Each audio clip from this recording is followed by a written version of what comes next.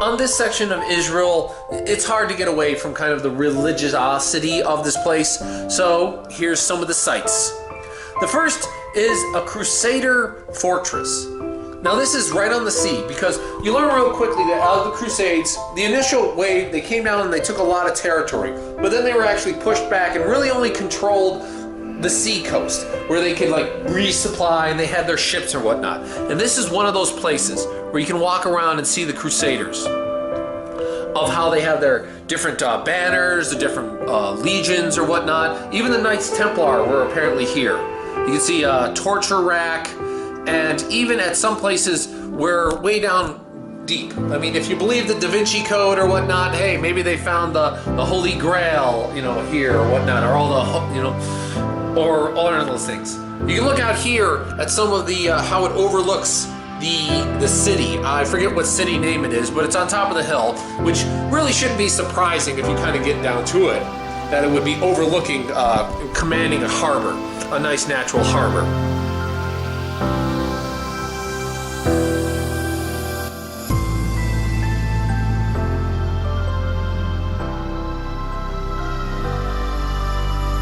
As for itself, you know, you can get a lot just by going around Israel. It's a modern kind of nation where you have all the amenities you want. You just go along the coast, and this is just, you really wouldn't see too much difference if you were like in California or whatnot. Right there along the coast, you know, all the regular stuff. You know, you can go out and people are enjoying the Mediterranean Sea. It looks really nice, kind of mountainous.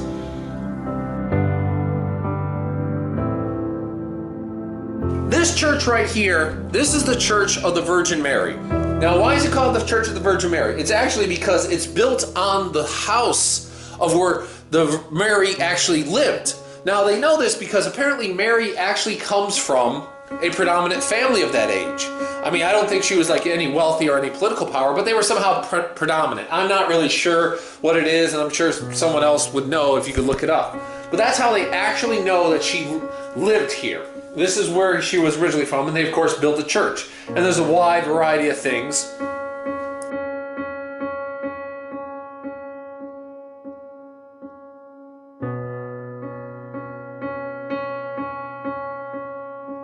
And even someplace you can see where they're excavating, slowly, kind of unearthing the original structures that the church was actually built upon. I think the church itself is not that old. I'm not sure. Many of these things have been knocked down and rebuilt several times over the centuries. But it's an interesting place to visit.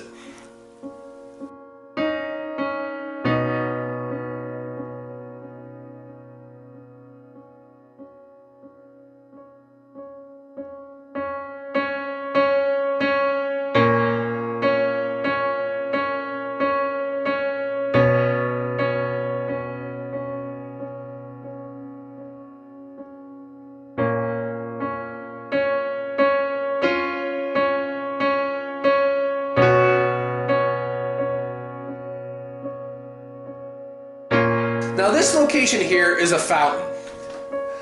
I actually forget, because we stopped here because Jesus, supposedly one of his miracles occurred here. I forget which one. Maybe he cured the blind guy, I don't know. But this was actually a stop where it's attributed to Jesus performing some miracle. There's an actual story there, and I kind of was half paying attention.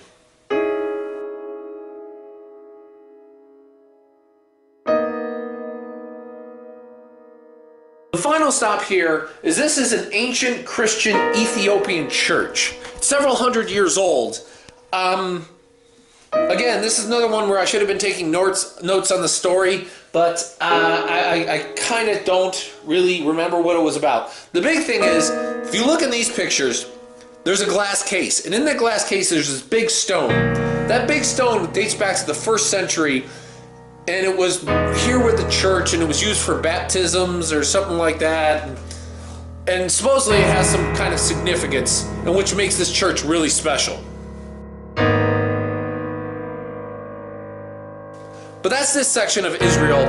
On to the next, and I will have more video, because now the video will start to show up, because I actually saved this portion.